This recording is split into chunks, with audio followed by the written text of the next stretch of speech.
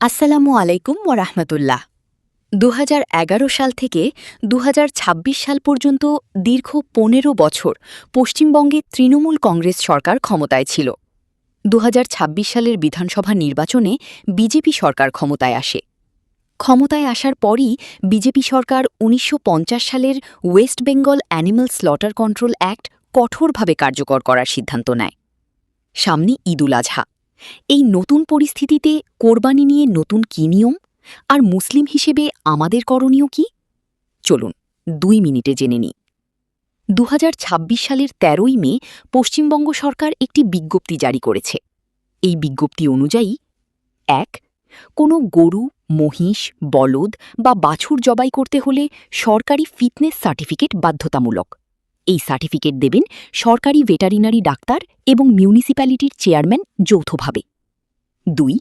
শুধু ১৪ বছরের বেশি বয়সী এবং কাজ বা প্রজননে সম্পূর্ণ অক্ষম পশু জবাই করা যাবে।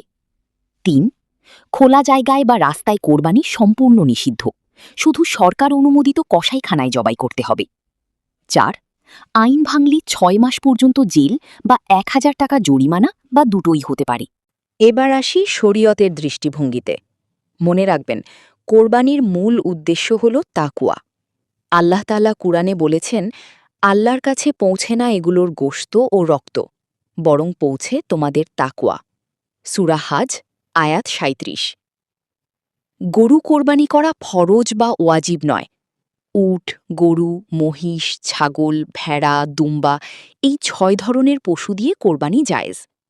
আমাদের নবী মুহাম্মদ সাল্লাল্লাহু আলাইহি ওয়াসাল্লাম নিজে বেশিরভাগ সময় দুম্বা বা ছাগল কোরবানি করেছেন। দারুল উলুম দেওবন্দ সহ বড় বড় মাদ্রাসার ফতোয়া হল, যে দেশে বা রাজ্যে কোনো নির্দিষ্ট পশু জবাই রাষ্ট্রীয়ভাবে নিষিদ্ধ, সেখানে ফিতনা ও ঝামেলা এড়ানোর জন্য মুসলমানদের উচিত বিকল্প পশু কোরবানি করা।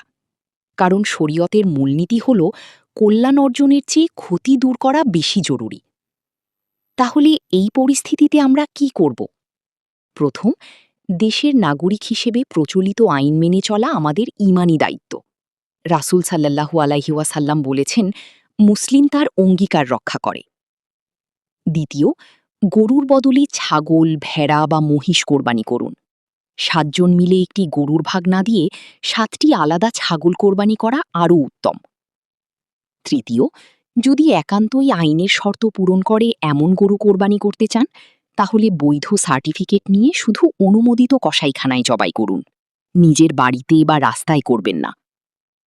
চতুর্থ, সবচেয়ে জরুরি বিষয়, ধৈর্য ধরুন। আবেগের বশে আইন ভেঙে নিজের, পরিবারের এবং পুরো কমিউনিটির বিপদ ডেকে আনবেন না। শান্তি বজায় রাখা দাওয়াতের সবচেয়ে বড় অংশ। প্রিয় ভাইয়েরা, পশ্চিমবঙ্গে হিন্দু মুসলিম আমরা শত শত বছর ধরে একসাথে আছি।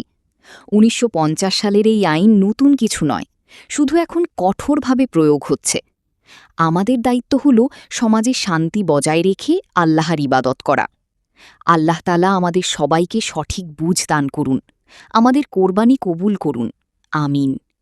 ভিডিওটি শেয়ার করে অন্য ভাইদের কাছেও পৌঁছে দিন। আসসালামু আলাইকুম ওয়া রাহমাতুল্লাহ।